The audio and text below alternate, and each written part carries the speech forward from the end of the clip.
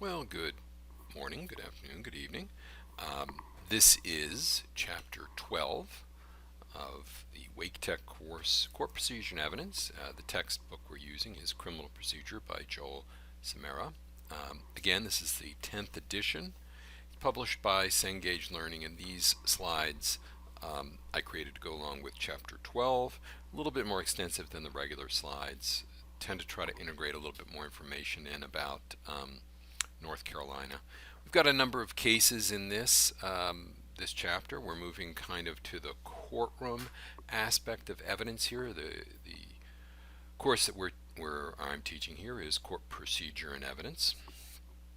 Court Procedure and Evidence. Okay, so let's move on. We're going to think about at first, moving from one phase of evidentiary use to a second phase. I mean, you think about how the police use evidence.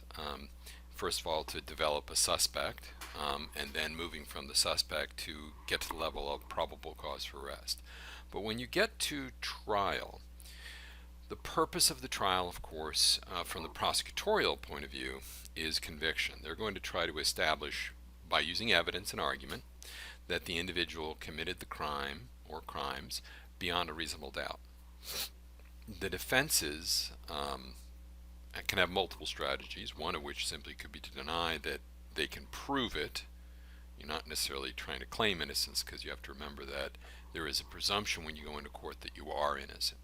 So after the arrest, after we have the interrogation, after we have the indictment, if there is one, we're at the point now where we are prepping for trial. And as an attorney, let me just say that almost all attorneys win or lose their cases, and this includes both prosecutors and defense attorneys, before the trial starts, because the trial can be seen in many ways as kind of a play.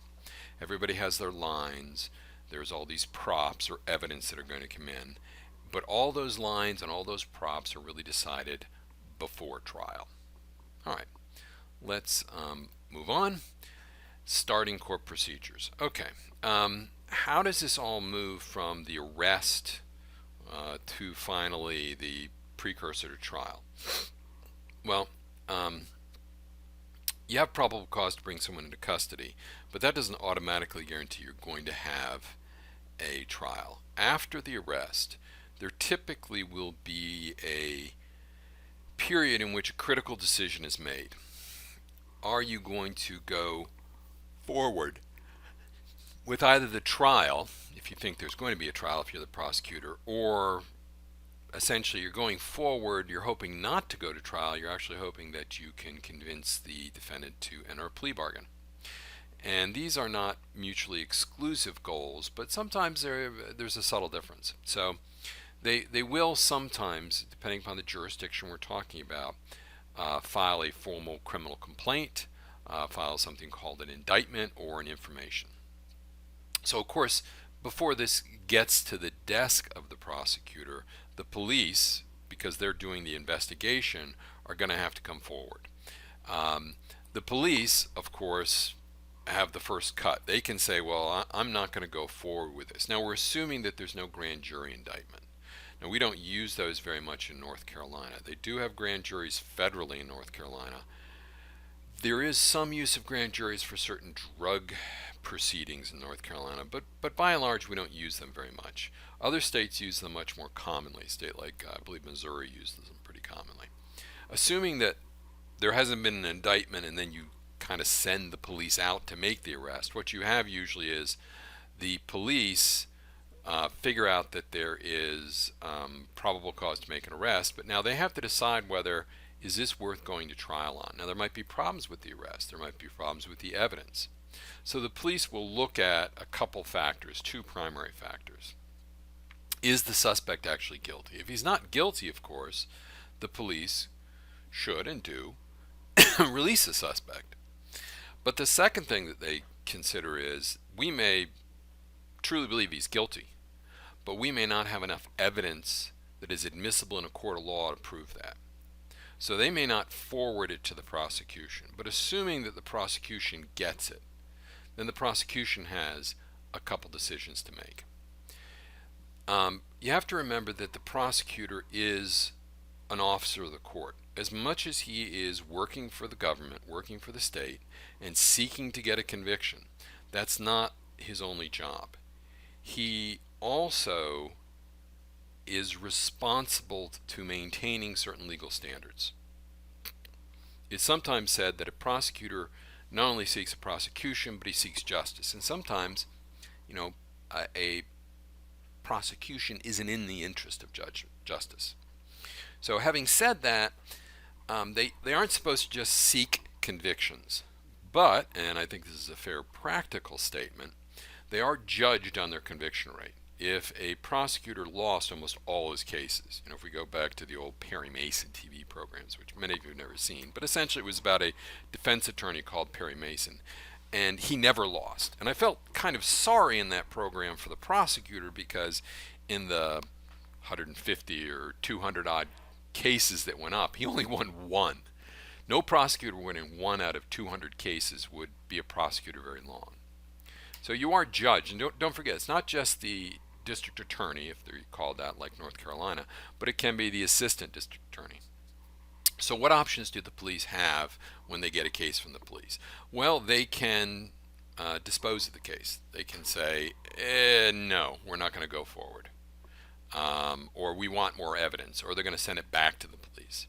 Second, they can divert it to an alternative program. Now, this is done usually for juveniles in certain circumstances, but there's a few other cases where that happens. They'll essentially say, okay, let's not go forward with the criminal prosecution. Let's take care of this less formally.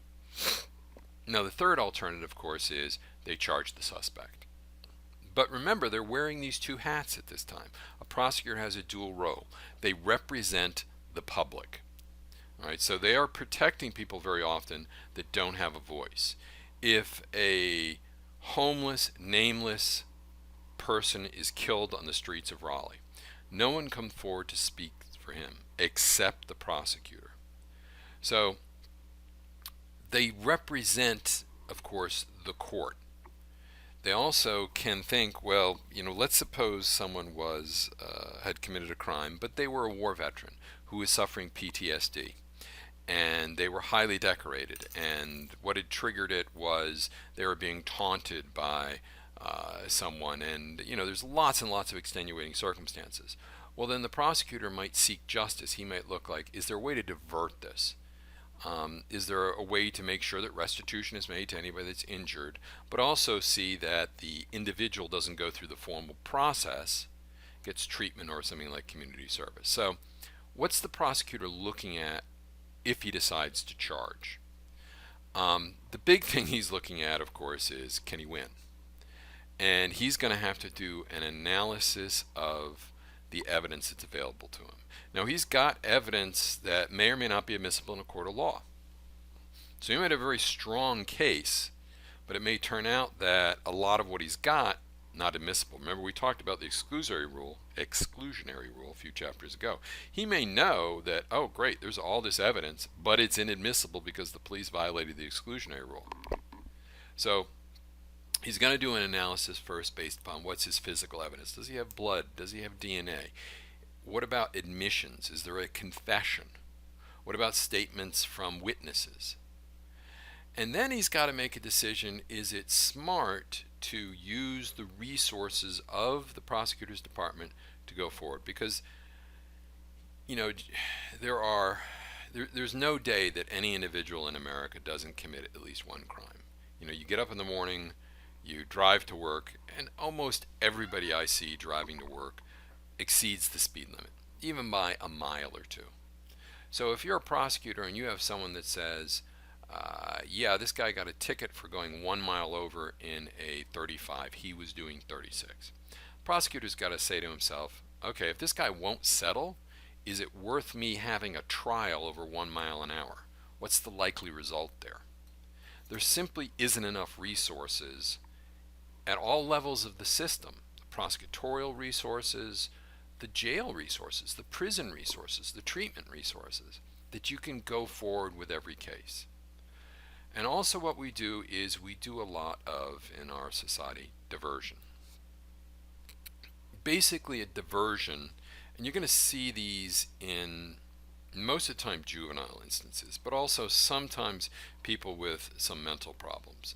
In diversion cases, the prosecutor says, okay, typically for a juvenile in North Carolina, if you're accused of a crime and you get in diversion, the prosecutor would say, first, if you hurt anybody, you're probably not going to get diversion. So, I mean, physically, if you rape someone or stab someone, you're probably not getting a juvenile diversion. But let's suppose you injured someone's property, and you don't want to go forward with a prosecution here. The prosecutor is going to, before he even entertains diversion and drop the charges, he's going to say, you got to pay for the damage you did. And then usually there is some sort of program you have to go through. So in speeding cases, this might be you have to attend classes telling you how dangerous speeding is. Sometimes the diversion is at the beginning of trial in North Carolina. Sometimes it's kind of at the sentencing. So for example, when I would do drunk driving cases, one of the things I would have my clients do is go through a drug and alcohol assessment. Now that was going to be ordered at the end anyway. And that's taking a look to see if they are or aren't alcoholics. The importance of that is if you're an alcoholic, one of the conditions typically when you get convicted of drunk driving is you're going to be sentenced to treatment, alcohol treatment. So if you're already undergoing alcohol treatment, you're really showing to the court beforehand something that they're going to order you to do afterwards. Most commonly diversion cases are for juveniles. I would say following that it would be sympathetic criminals, the elderly, people who have made special sacrifices for our society, such as combat veterans,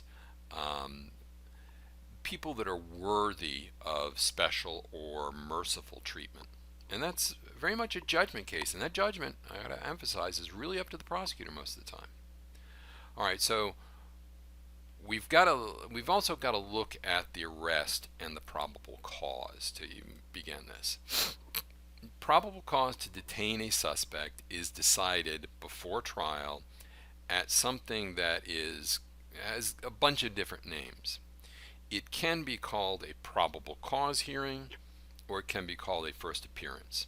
What this means is sometimes the police come in and they say, we have this evidence to arrest this guy, and it's terrible evidence. The police have just made factual errors. So at the probable cause hearing, we're going to determine, do they really have this probable cause, this evidence they claim they have? And if they don't, we're actually going to release the individual and we're going to drop the charges. Now, charges are usually dropped with two ways, basically, and this is a simplification, but we're going to use it. It's dropped with prejudice or without prejudice. So if you drop a charge with prejudice, you don't bring the charge back.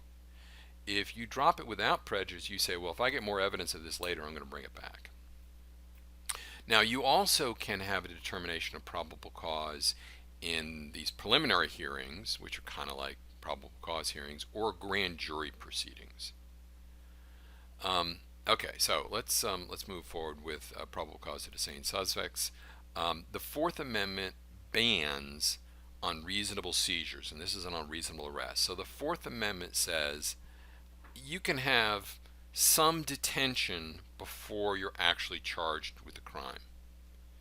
And this can be so you can complete certain administrative steps. Suppose there's a riot going on, and the police are overstressed and they don't have the manpower to process people, but they're trying to make sure that this riot doesn't get out of control. They might arrest people, put them in jail, and those people may not go before a magistrate immediately. But the general rule is if you don't get them before a judge within 48 hours so that they can say yay or nay, there's probable cause, you've got a real trouble, and you're probably going to get your case dismissed depending on what happened.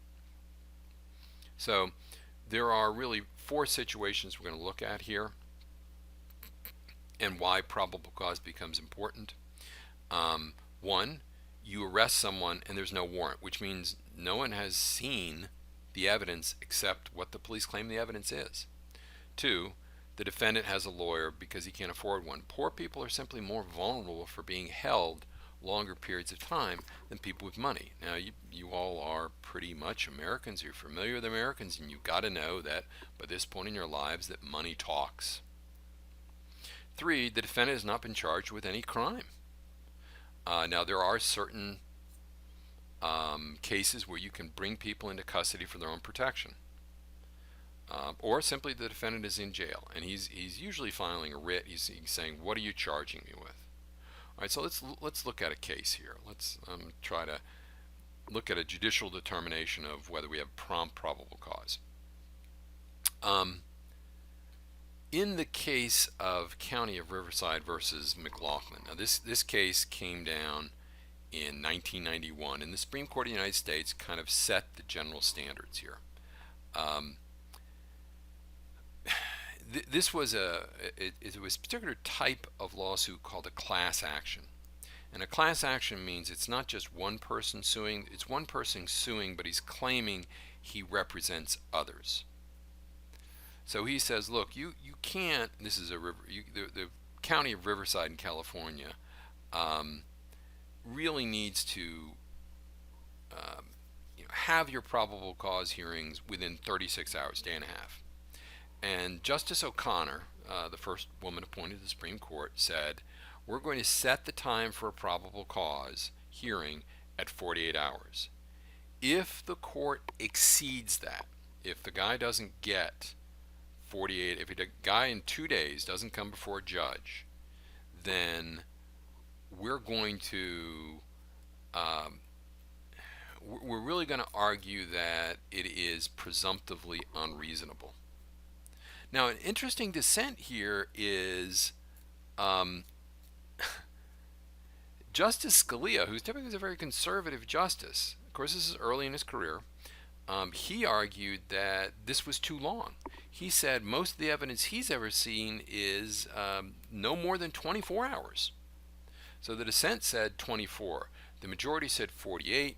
That's presumptively unreasonable. And then we start looking at penalties if you didn't bring them before that magistrate within 48 hours. All right, so first appearance. Let's talk about this. The criminal complaint, which is really the legal document that is filed that charges the defendant, lets the judge, and usually it's going to be a magistrate, determine certain things. He's really got 4 things he's going to do there. Those things on the slide there in yellow. So the criminal complaint tells the magistrate you're going to have a first appearance. And in this first appearance, there's going to be 4 things that are going to happen. First, I'm going to tell you what you're charged with. This is one of the foundations of Anglo-Saxon law. In the bad old days, what could happen is you get arrested and they say, well, you've been arrested for a crime. Would you like to confess? And you're saying, well, what did I do? Well, we're not going to tell you that. You got to tell us whether you did it or not. And if you confess right now, it will be easier on you. Well, you can see what a nightmare that is for you. You don't know what you're charged with. You're going to be informed of your constitutional rights.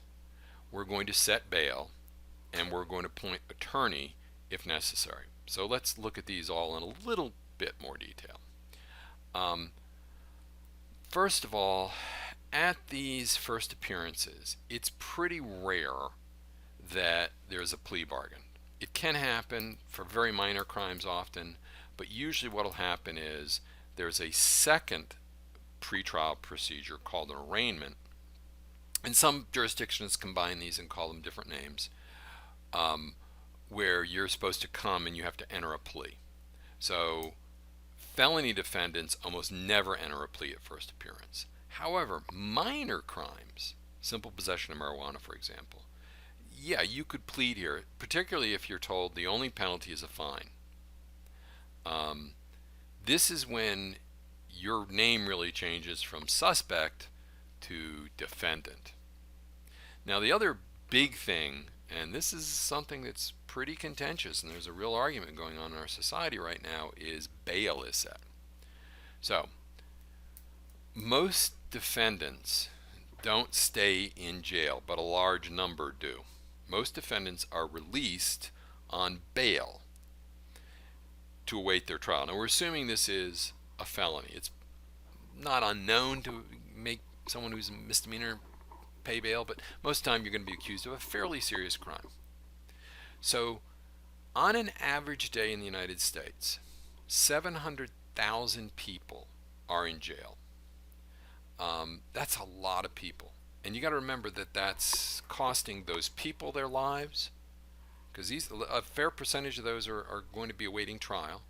You can't work at your job, you can't pay for your apartment, you can't visit your kids, you can't take care of your kids if you're a single parent. 90% of defendants get bail. Bail requires the judge really to look at this and say, okay, is the public going to be safe if I let this guy out? Is he going to show up for trial? And you got to remember that if I'm letting someone out on bail, I'm not letting a guilty person out. They haven't been convicted yet. I can look at the evidence as the judge, and more importantly, I'm going to look at the crime. Is this a crime of violence that's likely to be repeated? There's a case in the news right now where a husband looks like he's going to be accused of killing his wife up in Massachusetts. He went and bought $400 cleaning supplies, and they find, a bloody knife in the basement. The presumptive thing, I guess, is he killed her and cut her up in the basement. Well, if that's the evidence that the prosecution is presenting, that's a pretty violent crime. You probably don't want that guy out on the streets. So, but on the other hand, if you had someone that was accused of art forgery, right? He faked a painting. Well, it would not be a good thing if he made more fake art, but it's not something that if you let him out, it endangers the public. Now, usually there will be conditions for the bail.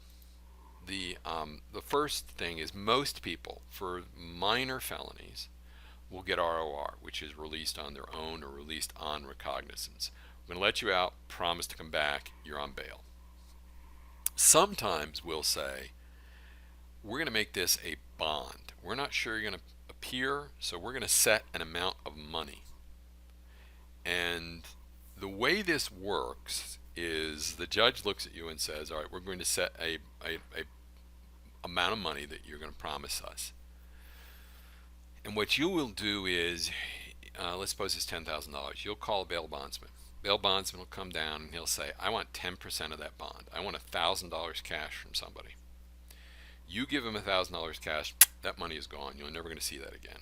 He goes to the state and gives the state of North Carolina $10,000 as a bond. If you don't show up for trial, North Carolina goes to him and says, we're cashing the bond in, essentially, give us the whole $10,000. So what he's doing is he's loaning you the money, right, to put up the bond, and you're promising to show up. And most people, again, will show up. You also can have a supervised release where you're required to report to the local police. Sometimes you're under certain monitoring conditions. So there's big consequences if you don't make bail. First of all, we live in a capitalist society. You've got to work to live.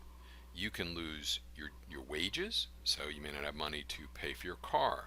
You may not have money to pay for your insulin medicine. You may lose your job. It obviously is going to affect you yourself, and it's going to affect your families. I mean, we are part, most of us, of a family. If you are the single support for a family, that's dramatic. If you are the primary caregiver for an elderly adult or a young child or a major caregiver, that's big. It also hurts your ability to really help your own defense. I mean, what can you do? If a lawyer can't get to see you that much, except when he goes to jail to visit you, which is really going to restrict how it's going to do, and you can't go see him, he's got to make time to go to the jail, to make an appointment, to visit you, you're not able to aid in your own defense as much. So since bail's pretty important, the Constitution has a few things to say about it. The Eighth Amendment of the Constitution says you cannot have, quote, excessive, end quote, bail.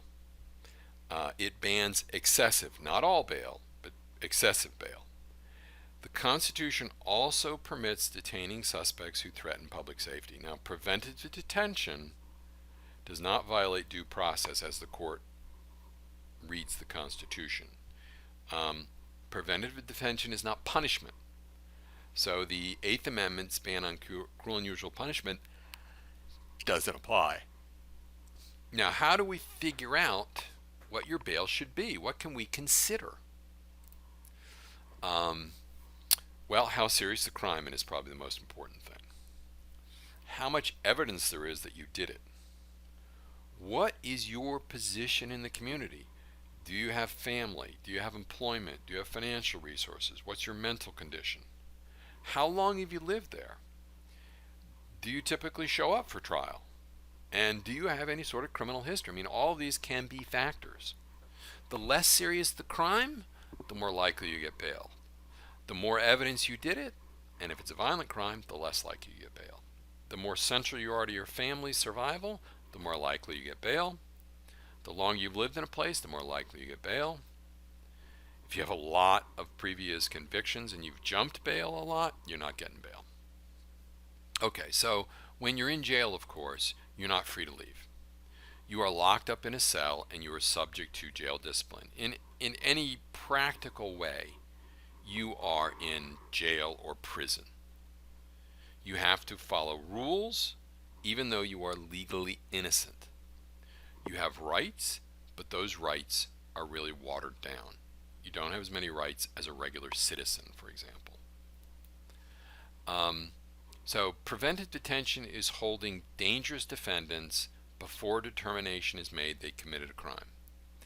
And we can look at how dangerous they are to victims, how dangerous they are to witnesses. Now in 1984, Congress passed the Bail Reform Act. And they said if you're going to really hold somebody, detention standard better be clear and convincing evidence, which is more than just a little evidence, it's a lot. Really, preventive detention is going to let you deny bail to defendants because we're afraid that you're going to do something terrible. Let's look at a case, and this case is U.S. versus Salerno. Yeah, there it is. Two mafia members were indicted on 29 counts of gambling, fraud, extortion, and conspiracy to commit murder.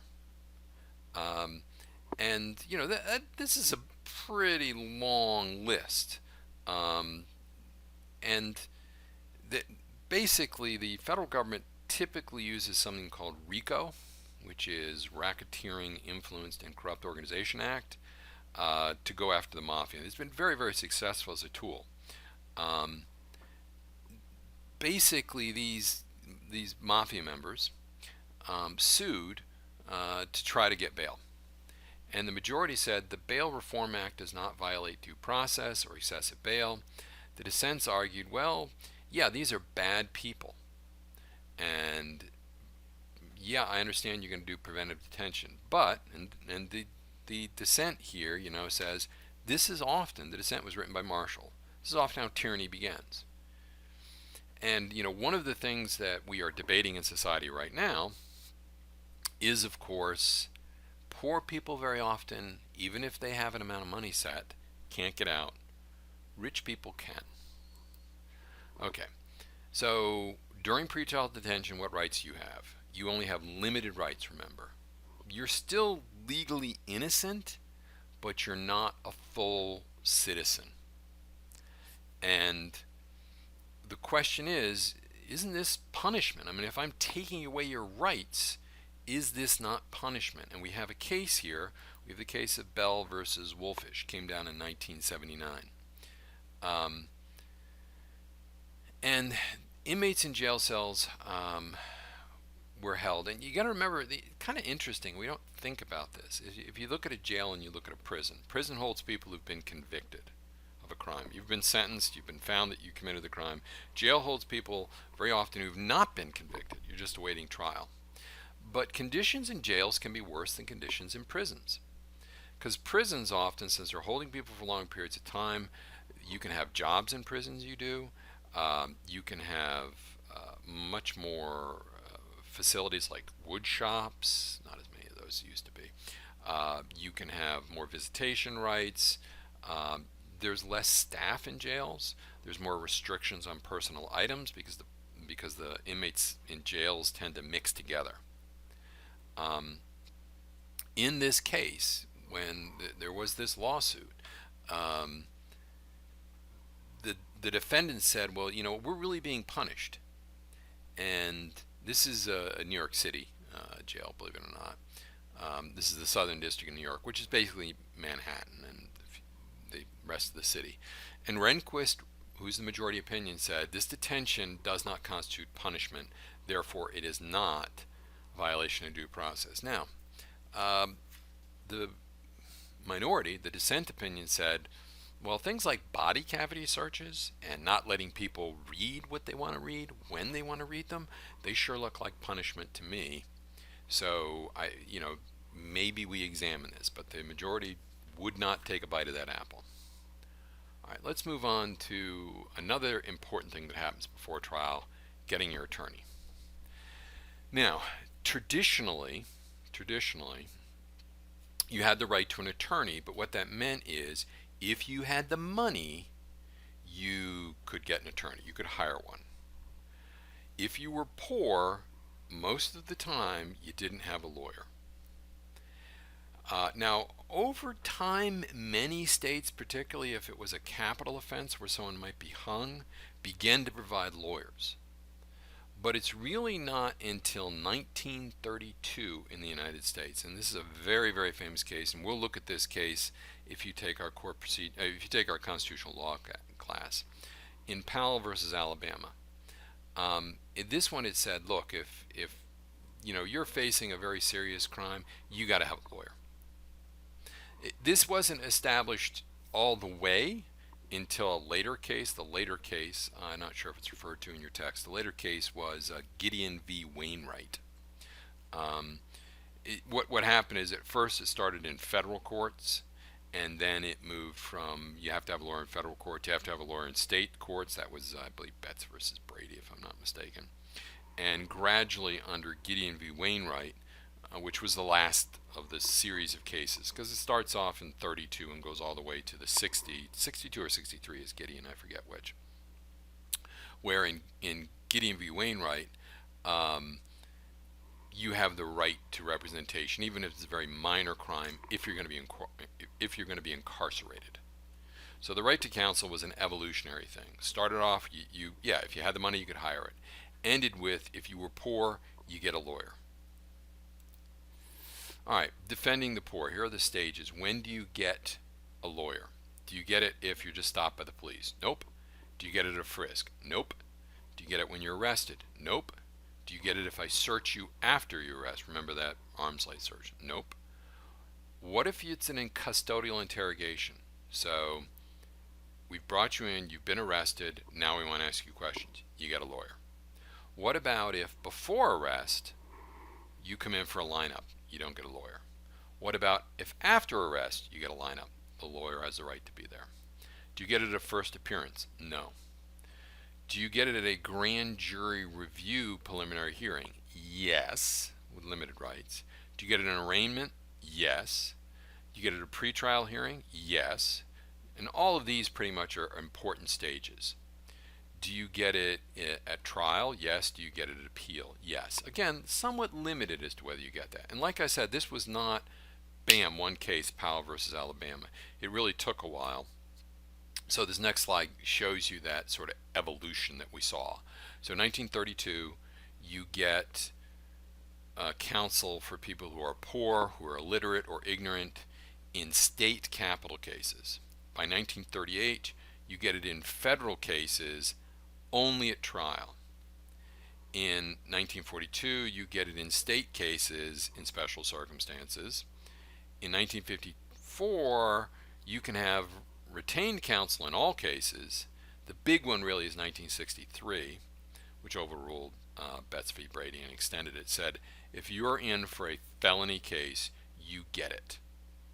It got even broader in Arnslinger versus Hamlin in 72, where they said you've got a right if you possibly could go to jail. In Scott versus Illinois, and this is when the court got a little bit more conservative, they said, well, if you're not actually going to go to jail, you don't get a lawyer. Even though it could be, very expensive for poor people. And this really raises the question, what about the poor? Well, if you're poor, we don't mean you have to be absolutely poor. We can look at what you've got, but we don't have to look at what friends or relatives have. It's actual, not potential earnings. Most large counties have public defenders, but the state can look at future earnings to get reimbursed for some of this. Even if you're found not guilty, there's some states who at the end of the trial will give you a bill and say, okay, yeah, we appointed a lawyer, here you go. Well, do you get to, if you're poor, choose your counsel? No. You have a right to a counsel, okay? And if you can afford a counsel, yes. But if you can't afford a counsel, you only get what the public will pay for in the way the public pays. Well, how good a lawyer do you have to get? Because remember that there are good lawyers and there are great lawyers. Defendants have the right, according to Strickland versus Washington, 1984 case. We're going to look at another case in just a second. This was really a question about what is effective. There's two things you have to show. And these are really, really high burdens, believe it or not. You got to show, first of all, that your lawyer's performance wasn't competent, which is really hard to do. Okay, and then not only does you have to show the lawyer was incompetent, you got to show that that incompetence was so bad it led to your conviction. So if you just showed my lawyer was an idiot, that's only halfway there. You got to show that he was so bad that the reason you lost the case was it was so bad. So one of the cases where we see this, and this is kind of a horrific case, it's a murder case. Rompanella versus Beard. Rompanella was sentenced to death in part because his attorney didn't make any effort to review his file on past convictions, which had a lot of mitigating evidence in it. And, fundamental to a lawyer is looking at the history of your client. Now, the ruling said, yes, this was ineffective counsel. So, this was pretty bad because the real error here was not at trial per se, but it was at the sentencing phase where you're trying to decide whether someone's going to be executed, and there a lot more evidence gets in, but the defense counsel just never looked at it. So the majority opinion, which was written by Souter, said this was really bad, and this is ineffective counsel. Now, of course, there was a dissent. The dissent was written by Kennedy, and joined by Rehnquist and Scalia and Thomas, and they said, no, they were good enough. They just didn't find what they needed to find. Okay, testing the government's case. After the decision to charge, the case moves from the prosecutor's office to the court. So we're really going to the court. And there are really two procedures that test the government's case here to determine whether there's enough to go to trial. A preliminary hearing and a grand jury. These don't always happen, but they can. The preliminary hearing, basically you have a judge, and the judge gets to look at some of the prosecution's case. They don't see 100% of it all the time. And again, this varies from jurisdiction to jurisdiction. This doesn't happen all the time.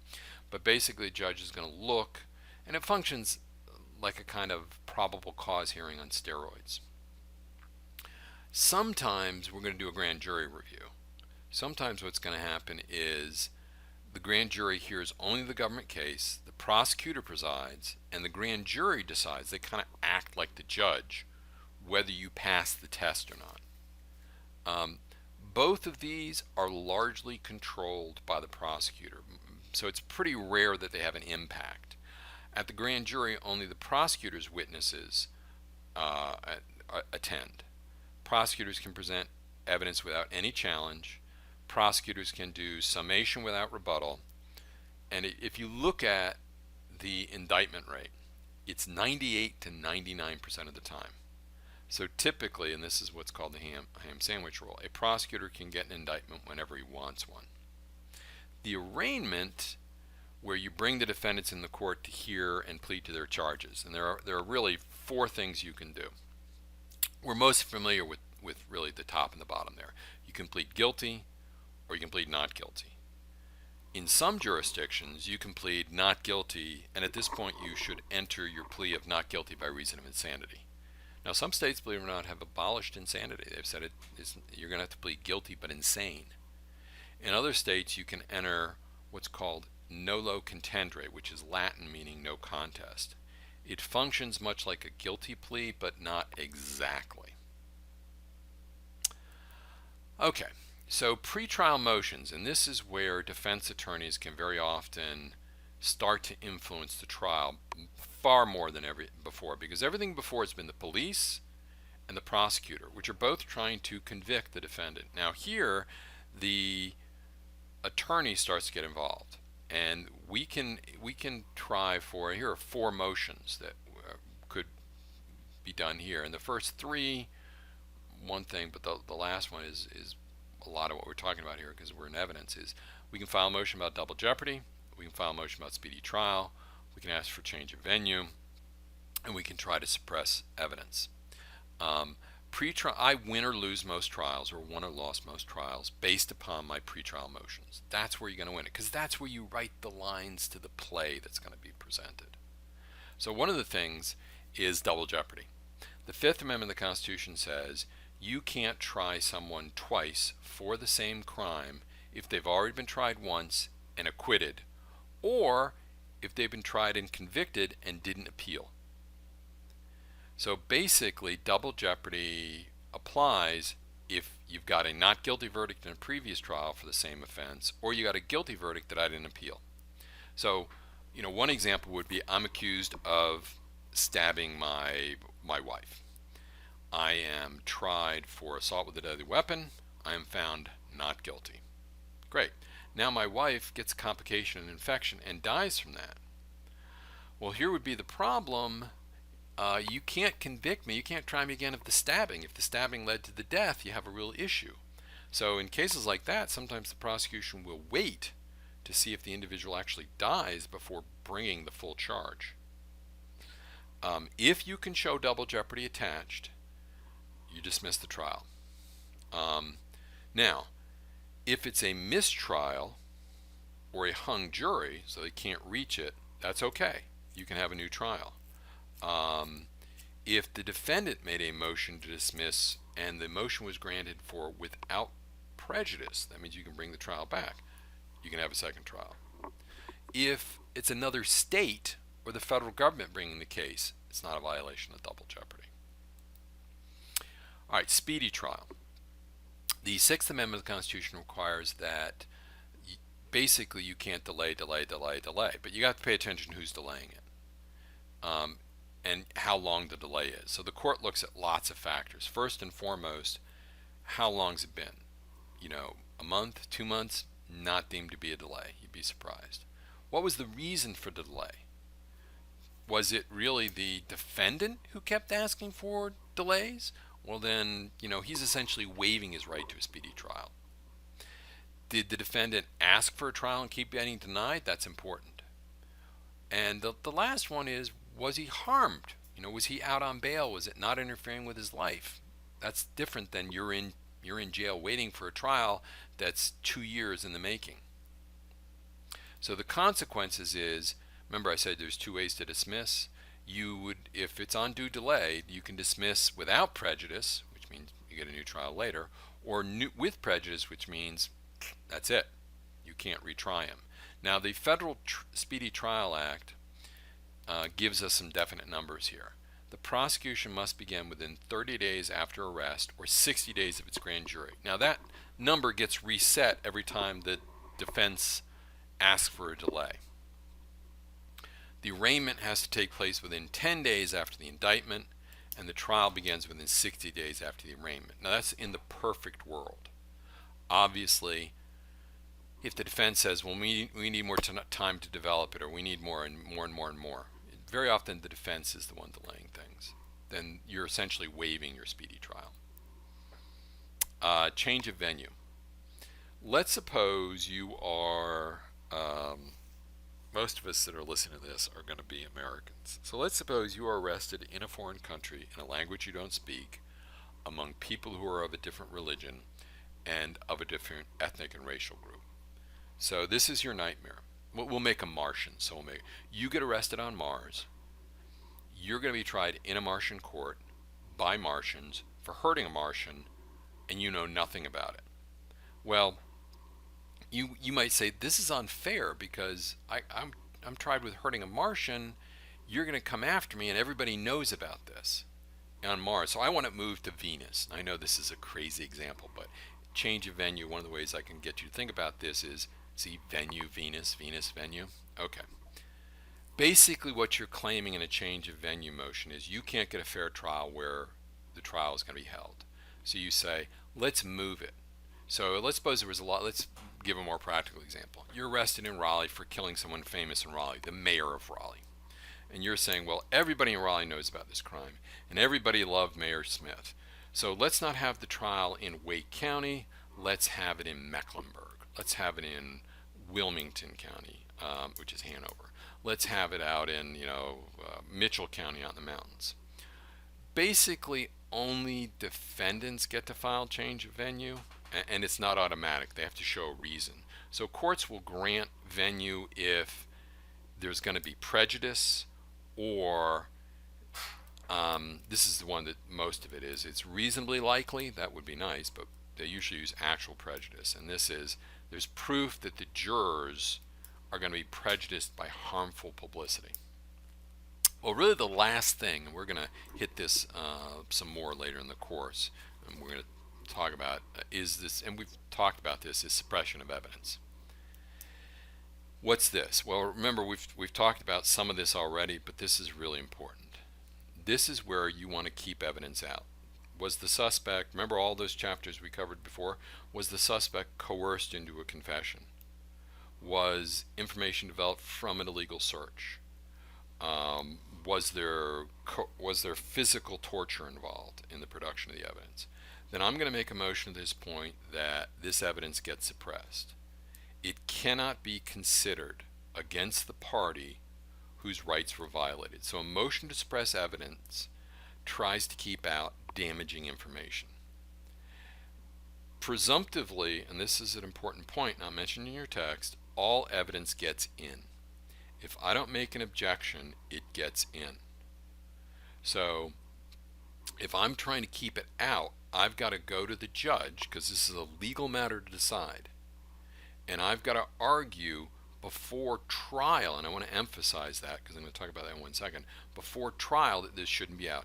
It does me no good for the prosecution to present evidence, oh, here is clear evidence that John killed Mary, whatever it is, a coerced confession, a bloody knife, and I stand up and say, oh, Your Honor, I'd like to suppress that, and the judge says, you're right, we're going to suppress that. The jury will disregard it.